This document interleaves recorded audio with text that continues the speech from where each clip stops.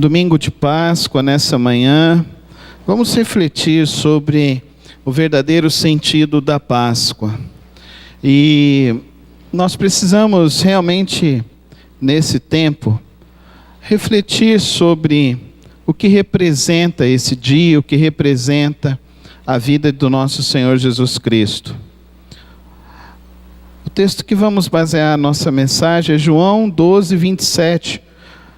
A palavra do nosso Deus diz assim: agora estou sentindo uma grande aflição. O que é que eu vou dizer?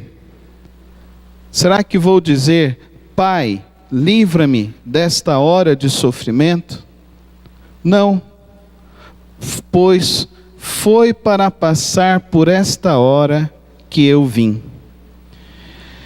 Queridos, esse texto fala para nós claramente que Cristo não queria desistir da cruz. Ele não queria desistir da morte vicária.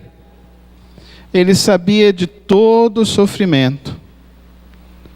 Isso ele estava dizendo aos seus discípulos para que eles pudessem então compreender o que iria acontecer em Jerusalém quando eles chegassem lá.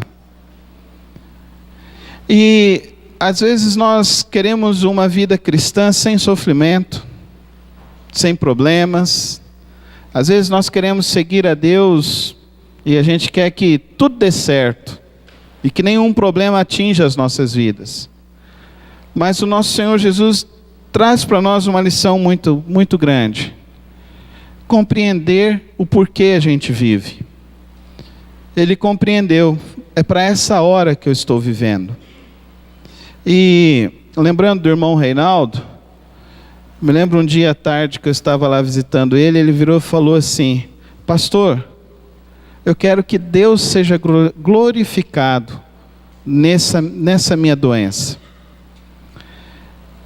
E às vezes a gente fica assim, chateado porque fica desempregado, chateado porque a gente fica doente, a gente fica chateado porque tem um desentendimento dentro de casa, a gente fica chateado com política, com governo, a gente fica deprimido, a gente se entristece.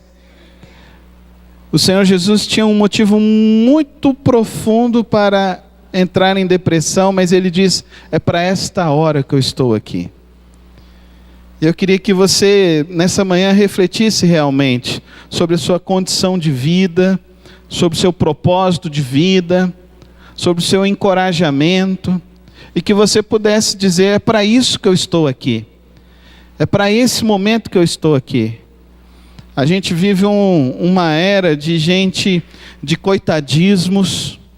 A gente vive uma era de pessoas que, com um probleminha, tornam um problemão. Uma situação torna uma situação que atrapalha todo o relacionamento familiar, o relacionamento com as pessoas. O Senhor Jesus, Ele sabia que ao entrar em Jerusalém, Ele estava indo para o Gólgota. Ele estava indo para morrer. E Ele diz, é para esta hora que eu vim. É para isso que eu estou aqui hoje. Porque quando surgem problemas, é mais fácil se levantar os murmuradores e os queixosos. E isso é um grande problema, queridos irmãos. Lá no Egito se levantou muitos queixosos e muitos murmuradores. Mas aquele que diz, é para isso que eu estou aqui, é para agora, para esse momento que eu estou vivendo, para a gente resolver o que tem para resolver no Senhor. Esse para mim é uma grande lição da Páscoa. Jesus, Ele não desistiu do sofrimento. Ele não desistiu de encarar o problema de frente. Ao contrário, Ele se fez solução diante do problema. E esse para mim é a grande lição da Páscoa. Mas isso é só a introdução que não tem nada a ver com a pregação. É só algo que eu queria colocar para os irmãos diante dessa fala, né? Eu vim para essa hora. Eu vim para essa hora. Sabe que a grande diferença dos meninos e dos homens, você sabe qual que é? O que torna de fato um homem homem? O que torna de fato um homem é a capacidade de decisão. A capacidade de decidir. Eu estou aqui para isso. Eu estou aqui para resolver isso. Mas a gente vê homem que fala assim, não, eu vou separar. Eu vou largar, eu vou divorciar. Não, a gente está aqui no mundo é para isso, para enfrentar o problema de frente e resolver o problema que tem para ser resolvido, sendo solução. Lembra de Josué? Josué foi com 12, 10 resolvendo criar problema. Mas Josué, não, Josué o que ele fez? Ele foi solução. Ele foi solução. É para isso que eu vim. Então, diante da vida, irmãos, leva isso. Leva isso. Você está aí para resolver o problema. Eu não sei qual que é a situação que você está passando, não sei nem por que eu estou falando isso aqui, mas eu sei que Deus tem um propósito para essa palavra. Que você seja a solução diante da dificuldade. Por pior que seja a dificuldade, seja a solução, sempre. Mas vamos voltar à mensagem de hoje sobre o sentido da Páscoa. A Páscoa tem sido distorcida no nosso mundo, e isso se diz que é uma datação por volta do século XVIII, que começou a pegar uma influência pagã da Europa, e um culto a Eostre, não sei se é isso, Eostre, que se chamava deusa da fertilidade. E aí então vem a ideia do coelhinho e do ovo da Páscoa, tá bom? Só para a gente posicionar isso aí, que quando você valoriza demais o coelhinho e o ovo da Páscoa, isso tem uma conotação de que isso vinha de uma deusa da fertilidade que era adorada, que os ovos significavam sucesso sexual e os coelhos a reprodução. Mas hoje não tem muito esse sentido. O sentido hoje é o consumismo. É uma data que foi feita e utilizada cada vez mais para a venda. Eu estava assistindo ontem o Jornal da Cultura e eles estavam esperando que eles conseguissem repetir a venda que eles tiveram há 10 anos atrás, diante da crise. E não conseguiram vender o que eles venderam 10 anos atrás. Então, o nível de desaquecimento econômico do nosso país está cada dia maior. Mas o que é a Páscoa para você? O que tem o sentido da Páscoa? A gente tem que refletir isso, porque a gente como cristão, às vezes a gente não vive o evangelho verdadeiro. Às vezes a gente não celebra a Páscoa. Às vezes a gente não dá o valor a essa data como deveríamos dar. E nós precisamos resgatar o real sentido da Páscoa. E o real sentido da Páscoa é Jesus Cristo. Jesus Cristo é o real sentido da nossa Páscoa. A vida dele, a obra dele, o que ele fez e como ele realizou. Mas antes de Jesus, eu quero que você olhe comigo para a Páscoa hebraica. Em Êxodo capítulo 12, a Passag, que chamava. Era o significado de passagem.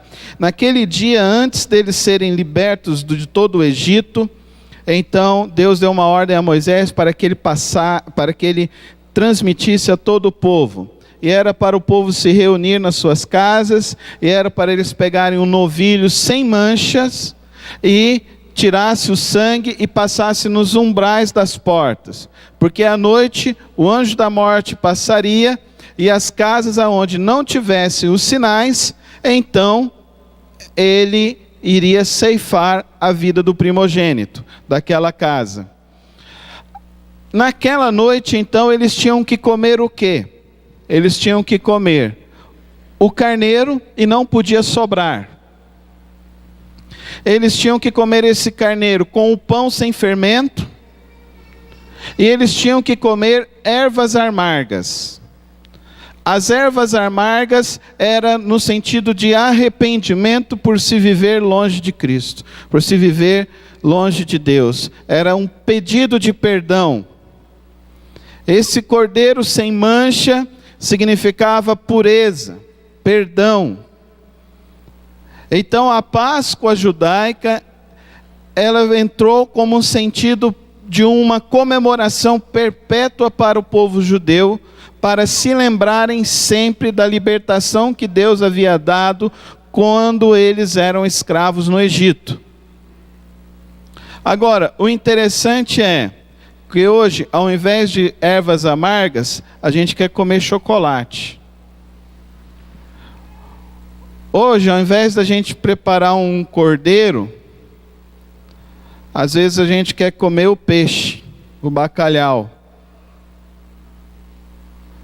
Ou, ao invés da gente lembrar da libertação, a gente quer simplesmente nem se lembrar.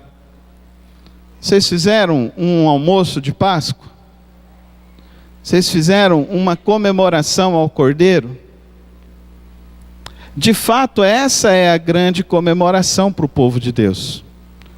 Porque quando Jesus foi celebrar a Páscoa, ele chamou os seus discípulos, e na reunião com seus discípulos, eles celebraram com o pão sem fermento e com o vinho.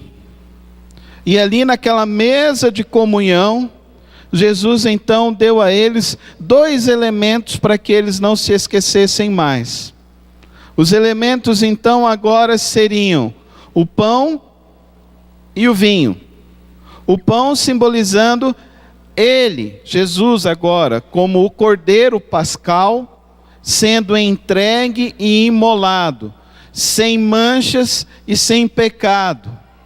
Ao derramar o seu sangue, que representava o vinho, o seu sangue, então, na representação do vinho, traz para nós a segunda aliança, que significa o perdão dos nossos pecados. Em outros sentidos, é muito importante que ao celebrarmos, nós possamos entrar em arrependimento. No sentido de se lembrar que Cristo foi imolado pelos nossos pecados. Cristo morreu naquela cruz para perdoar o meu pecado e o seu pecado. E isso não deve ser apenas como uma decisão do passado, porque o Senhor Jesus falou: aquele que quiser vir após mim, tome a sua cruz dia após dia e siga-me. No sentido então que precisamos levar essa Páscoa sempre sobre nossas vidas. A nova linguagem que é inaugurada em Cristo Jesus então é a comunhão, a morte que traz perdão, que traz libertação dos pecados e a garantia então da vida eterna. Isso então é a Páscoa cristã. E que nós deveríamos aprender a comemorar e a celebrar, principalmente em família. Nós celebramos muito o nascimento de Jesus, o Natal, e fazemos então uma grande ceia de Natal, não é verdade? É raro uma família que não faz uma ceia de Natal, uma ceia farta de alimentos. E nós, como cristãos, deveríamos dar muito valor à Páscoa. Um valor que deve ser mais excelente, porque a Páscoa, de fato, é a garantia do perdão dos nossos pecados. Cristo morreu ali. Cristo morreu. Agora, Ele morreu para nos garantir a vida eterna. Quando Ele ressurge, então, o que os discípulos então não compreendiam como vida eterna, eles vão começar a entender. E eles vão começar a entender como? Cristo fica 40 dias para se encontrar com os discípulos. Ele fica 40 dias. Ele come com eles, ele se encontra com eles, ele vai até aqueles que estavam desanimados. Tem a Páscoa maravilhosa, para que eles então possam então se voltar e compreender então aquilo, a grande expectativa da vida eterna, que é uma vida diferente, é um corpo novo, não é mais a presença do pecado. Eu quero que você entenda isso. Quando somos salvos então da penalidade do pecado. Mas quando ressuscitamos, quando Cristo ressuscita, não existe mais a presença do pecado. Amém? Então essa é a ideia da ressurreição. Por isso que Cristo veio. E é interessante, né? Ontem eu recebi uma foto no WhatsApp. Uma pessoa falando, tá saindo de Pirenópolis, numa fazenda lá em Pirenópolis, e eu tirei até a foto para que ninguém fique duvidando. Aí tinha um jumentinho, e em cima do jumentinho tinha um porco, em cima do porco tinha um cachorrinho, e em cima do cachorrinho tinha um galo. Aí ele falou, que coisa estranha é essa, né? Aí todo mundo que estava lá no grupo falou, não acredito, não, isso é montagem, não sei o que, tal. Aí ele falou assim, por isso que eu tirei a foto para todo mundo ver. E eu me lembro no final da década de 90, que saiu um filme, e foi estrelado pelo Antônio Bandeiras, que chamava O Corpo, que era a ideia de que eles tinham encontrado o corpo de Cristo. E nós adoramos esse Deus que é sobrenatural e trouxe da morte o seu Filho, que ressuscitou. E quando nós falamos de ressurreição, nós não estamos falando que Jesus, ele agiu em outra pessoa que usou a sua voz e as pessoas entenderam que era Jesus. Não. Tomé foi lá e tocou nas feridas de Jesus.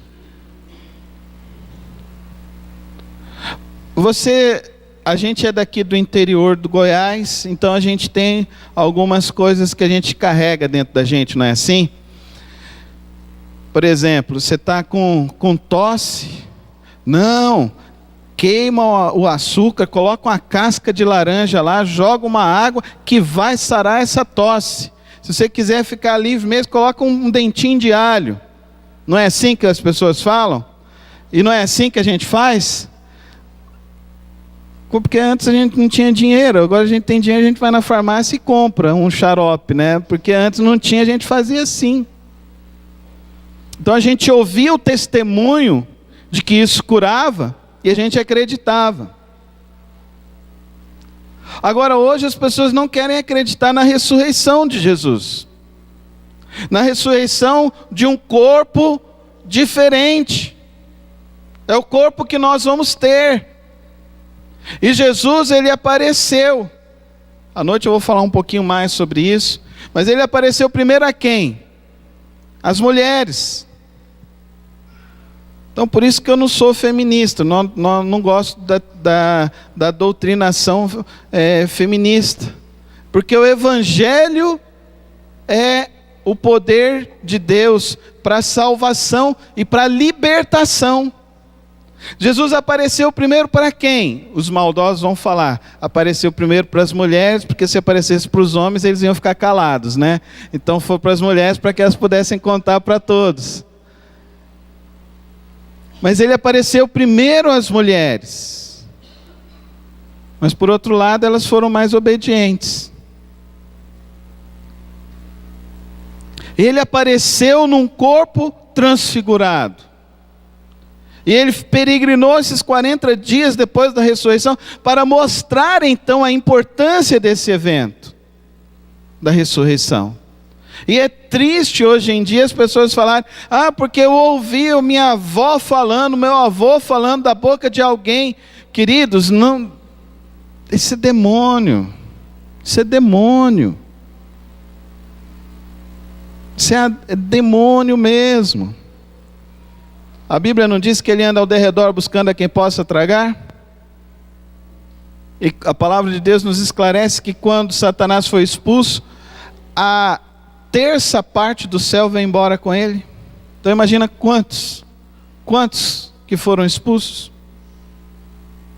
E não se esqueça que ele é um ser angelical, ele é um ser então que foi criado por Deus, mas ele age acima da nossa realidade de tempo e de espaço. Ah, mas eu vi falando lá, pastor, eu vi, era a mesma voz. Ele conhece todos os sons. Os mais adeptos da batalha espiritual, como Neuza Etióquia, Valnice Milhomes, eles falam que tem até um demônio para cada família. Um demônio, então, que passa transgeracional, de família para família. Aí eu quero tranquilizar para vocês, meus irmãos, queridos irmãos, tá bom? O demônio, se tinha um demônio na minha família, ele foi quebrado quando meu pai e minha mãe se converteram em Jesus Cristo, amém? Acabou. Porque a gente crê em Jesus, Jesus é sobre tudo e sobre todos, então ele está acima de todas essas coisas. Então, aí a gente às vezes fica assim, mas porque tem então uma maldição hereditária, Os adeptos dessa teologia de maldição hereditária. Gente, isso é falta de compreender a Páscoa. Isso é falta de estudar profundamente a ressurreição de Cristo. A ressurreição. Ele venceu a morte. Ele venceu o mal. Ele venceu todas as coisas. E agora ele está sobre tudo e sobre todos. Aí alguém chega, você fala assim, nossa, eu quebrei, eu quebrei. Não, é porque isso tem uma maldição hereditária sobre a sua vida. Não aceita essas coisas na sua mente. Fala comigo, eu não vou aceitar. Não, mas fala com fé mesmo, eu não vou aceitar. Não aceita isso, pelo amor de Deus. Você tem que aceitar é a Jesus. A Jesus que você tem que aceitar. Porque o maior sentido, a maior notícia da Páscoa é essa. A notícia ruim é a notícia boa. João 3,18 diz, vamos ler juntos? Quem nele crê não é condenado, mas quem não crê já está condenado, por não crer no nome do Filho unigênito de Deus. Então, quem nele não crê é condenado, mas quem crê não é mais condenado. Amém? Cai por terra essas ideologias todas. Eu me lembro de um irmão que chegou, pastor, o senhor tem que fazer um culto de libertação. Falei, como que é isso, irmão? Não, é um culto assim, o senhor prepara uns discípulos do Senhor para orar e para expulsar os demônios do povo. Aí eu falei para ele, irmãos, conhecereis a verdade, e a verdade e a nossa verdade é Jesus, porque ele disse, eu sou o caminho, a verdade e a vida. Então conhece Jesus, e quem crê não é mais condenado, amém? Não tem maldição. Tem crente que tem medo de inveja, porque tem muita gente invejosa. Uai, a inveja é maior que Jesus? Jesus venceu a morte, ele ressuscitou, amém? As mulheres viram, os discípulos viram, uma multidão viu, Tomé tocou. Tem gente que fala assim, não, porque fulano fez um feitiço no seu marido. Uai, por que a palavra de Deus diz? Que a mulher santa santifica o marido. E como que a mulher tem que fazer para ser santa? Quem crê não é condenado. E quem crê no quê? Em Jesus. Em Jesus que morreu e ressuscitou. Amém? A mulher santa santifica o marido. Pronto. Não tem feitiço que pega no teu marido, mulher. Amém? Amém? Ora por ele, abençoa o teu marido, que é vitória na certa. Isso é ressurreição. A falta da compreensão da ressurreição faz um monte de crente acreditar num monte de besteira. Num monte de besteira. A grande verdade aqui, Romanos 10, 9 a 10. Se você confessar, vamos juntos, irmãos. Se você confessar com a sua boca que Jesus é o Senhor e crer em seu coração que Deus o ressuscitou dentre os mortos, será salvo.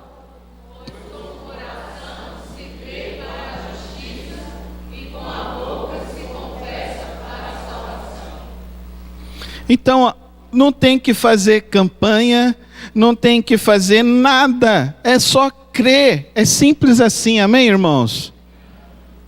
Inveja pega em crente? Crente fraco deve pegar, mas crente verdadeiro na rocha em Jesus não pega nada, amém? Não pega. Mal olhado, pastor. Uai, eu não sei nem o que é isso. Mal olhado é alguém que tem miopia e está olhando para o outro, daí tem um mal olhado. Se eu tirar o óculos aqui, tá todo mundo mal olhado. Eu só vejo todo mundo aqui, só vejo os vultos aqui. Agora quando eu olho o óculos, coloco o óculos, eu falo, não, tá todo mundo bonitinho, que eu louvo a Deus de ver essa igreja bonita, esse povo bonito, né? Eu não sei, o povo inventa umas coisas. O pior de tudo é que tem gente para acreditar nessas loucuras. Você é desses que acredita nessas loucuras? Aí tem gente que fala assim, não, porque tem que ir lá, porque o fulano de tal tem oração forte. O que a Bíblia diz aqui? Se você confessar com a sua boca que Jesus é o Senhor e crer no seu coração, o que diz? Você crê para a justiça e com a sua boca confessa para a salvação. Você é salvo. Então não tem ninguém aqui que é mais forte do que o outro. Ninguém. Quem é forte é Jesus. Você pode falar isso comigo? Quem é forte é Jesus. Jesus que é forte. Não é o homem que é forte. Maldito do homem que confia no próprio homem. Confia em Jesus. Continuando, queridos. João 17, 20 e 21. Rogo também por aqueles que crerão em mim, por meio da mensagem deles, para que todos sejam um. Pai, como tu estás em mim e eu em ti. O que ele diz aqui? Aquela unção que os discípulos tiveram lá no início da igreja, é a mesma unção que está sobre nós hoje. A mesma. Aquele mesmo poder que agiu na igreja primitiva, Jesus está dizendo aqui, eu rogo por aqueles que vão crer, nós, Jesus orando por mim e por você, amém?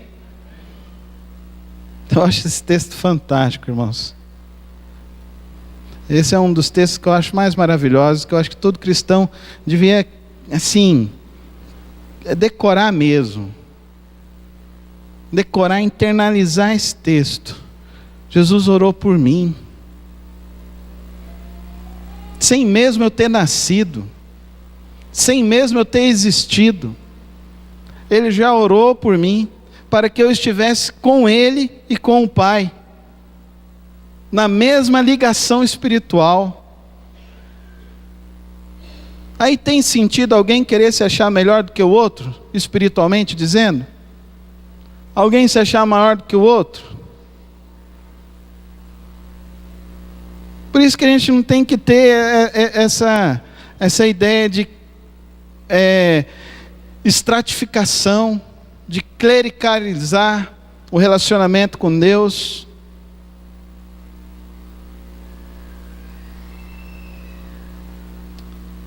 Essa ideia de pastor, de bispo, de apóstolo, de papa, de pai apóstolo, de matriarca, essas coisas, queridos, isso é Antigo Testamento. Se Jesus não tivesse vindo, a gente ainda ia ter que imolar o cordeiro, comer as ervas amargas e ainda ia ter que comer o pão sem fermento. Mas porque Jesus veio e Ele não desistiu, e Ele diz: eu vim aqui para isso. E Ele sofreu, Ele morreu, e Ele ressuscitou ao terceiro dia, e antes dele ir, Ele falou: façam isso. Façam o quê? Tenham comunhão uns com os outros.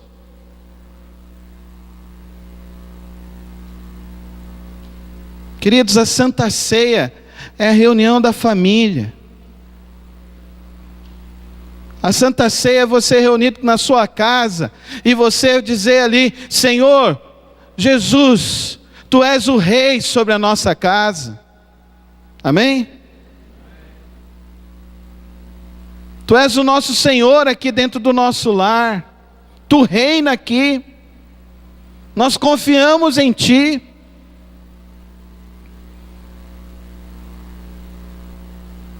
Só que a gente é místico, né? A gente é místico, a gente acredita nas coisas místicas assim, né? Estava vendo lá no Discovery, né? Tem um negócio lá, eu estava assistindo, eu falei: para que você está vendo isso daí? Eu falei: não, estou vendo a quantidade de gente ignorante, né? Os castelos que tem fantasmas na Europa. Eu vou lá para fazer uma visita para o irmão Cris, ele vai me levar num castelo desse daí. Nós vamos resolver os problemas desse povo.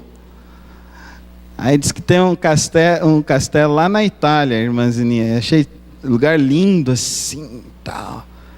Mas diz que lá o marido matou a mulher, e cortou ela todinha, espalhou ela por toda a casa. E quando eles foram juntar os ossos, faltou uma parte, um osso lá. E aí o castelo é amaldiçoado.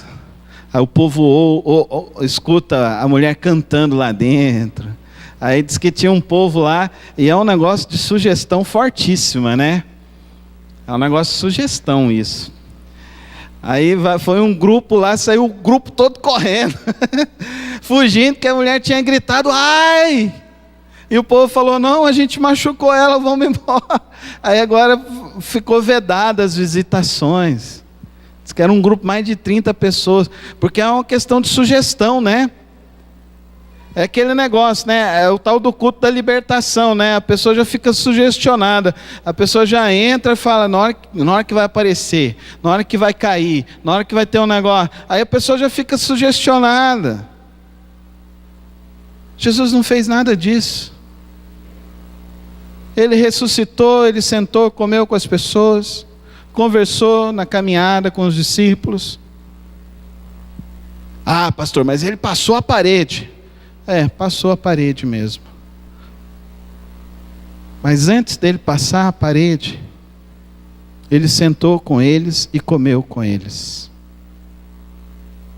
E eu acho isso muito importante para que a gente entenda isso. A importância da Páscoa. A importância da nossa refeição em família. Da nossa refeição como igreja. Da Santa Ceia. Do nosso momento de viver com o Senhor Jesus. De não ficarmos criando espetáculos. Não vou dar conta de falar. Travou aqui, deu um trava-língua aqui, agora não vai sair a palavra. Mas criar espetáculos. Né? As crianças não podem pegar no pão. Não pode pegar no cálice.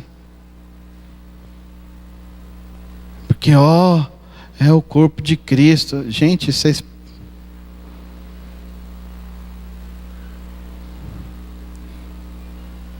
Eu sou adepto da seguinte ideia de Jesus: se elas não podem comer, muito menos eu. Porque se eu não for como o coração delas, não tem sentido nenhum. Aí tem gente que pega a sobra, não, tem que enterrar. O corpo de Jesus não ficou no sepulcro 3 dias, amém? Terceiro dia ele ressuscitou, amém? Amém? Então por que a gente quer criar essa sacralização de coisas? Isso é misticismo. É a mesma coisa de acreditar em olho gordo.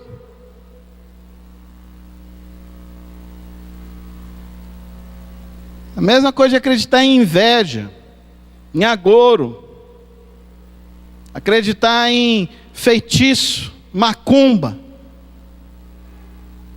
Quem crê não é condenado, amém? Vamos falar junto? Quem crê não é condenado. Vamos falar melhor, irmãos? Quem crê não é condenado sobre nada. Essa é a Páscoa, a salvação, aquele que venceu a morte, aquele que vivo está à destra de Deus, aquele que foi o Cordeiro de Deus, Cristo Jesus, a nossa Páscoa, a verdadeira Páscoa. E eu pedi para o Nairo para a gente cantar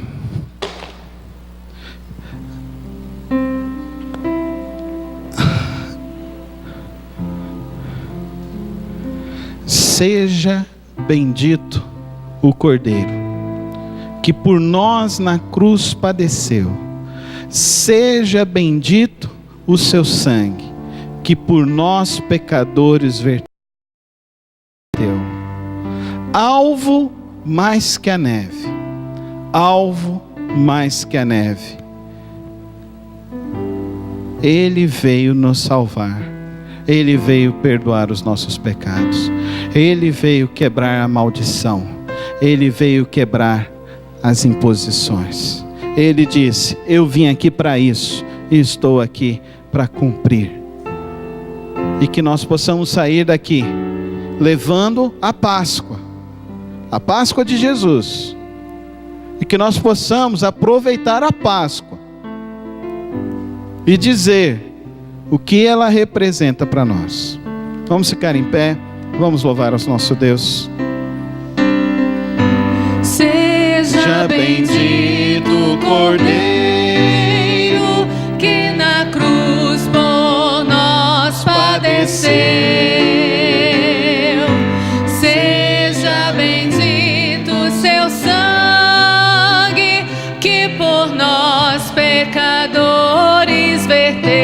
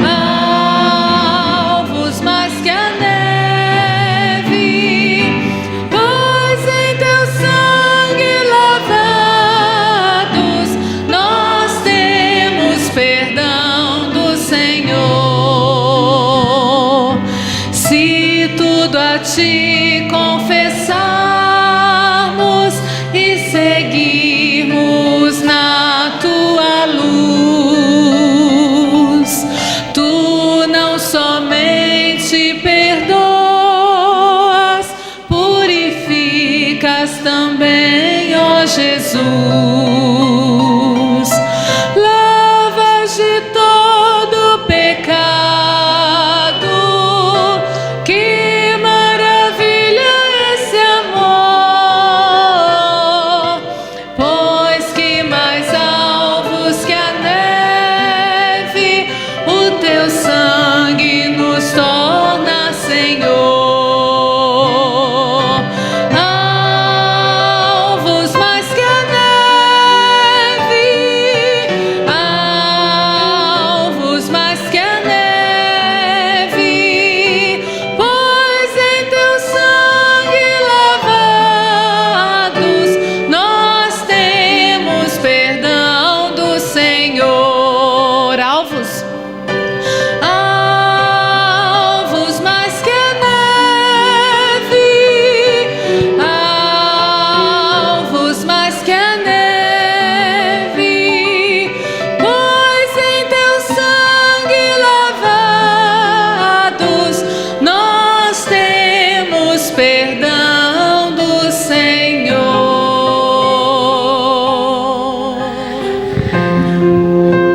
Querido, que você realmente creia no poder da ressurreição. Que você realmente creia no poder do Evangelho de Cristo Jesus. Que você realmente confie na libertação, no perdão. Que você realmente confie que Ele venceu a morte, que Ele andou com os discípulos e que Ele mostrou o poder de Deus, e que este poder é disponível para todo aquele que nele crê. E todo aquele que nele crê não é condenado, é salvo, é livre, é liberto, tem perdão, e o sangue de Cristo nos purifica de toda a nossa maldição, de toda a nossa condenação, para que possamos então andar por este mundo, não mais com medo das coisas, mas andarmos neste mundo na certeza de que temos aqui, existimos para cumprir o plano de Deus, para anunciar é Páscoa, Cristo ressuscitou. Creia, a esperança, a verdadeira esperança. Nós não vamos simplesmente morrer e acabar, não. Não é o nosso fim a sepultura. Nós vamos ressuscitar, e quando Ele vier pela segunda vez, nós estaremos com Ele, para morarmos na eternidade, onde não haverá mais choro, não haverá mais lágrima, não haverá mais a presença do pecado. A segunda morte será banida para todo sempre. A nossa esperança é verdadeira e é real. Por isso confia no Senhor, vive para o Senhor, abandona essa falta de fé, abandona essas crendices que vêm se levantando, e creia única e exclusivamente que Jesus Cristo é o teu Senhor, é o teu Salvador, é o único e suficiente Salvador da tua vida, é o único mediador entre Deus e você. E agora você pode andar e pode conversar com Deus e ter a plena certeza da proteção, do amor, do cuidado de Deus, porque o Santo Espírito dele está sobre nós, para que possamos anunciar o ano aceitável do Senhor, o ano aceitável da salvação. Encha-se desse Espírito, encha-se da verdadeira ressurreição, encha-se da verdadeira Páscoa, e viva essa Páscoa todos os dias da tua vida, na santa presença do nosso Deus. E agora, ó Pai Celeste, reveste cada coração com a tua verdade, transforma e corrige essas crenças espúrias do teu Evangelho, e que o teu Santo Espírito opere salvação, libertação, para que possamos andar no teu caminho sempre, em nome de Jesus. Amém.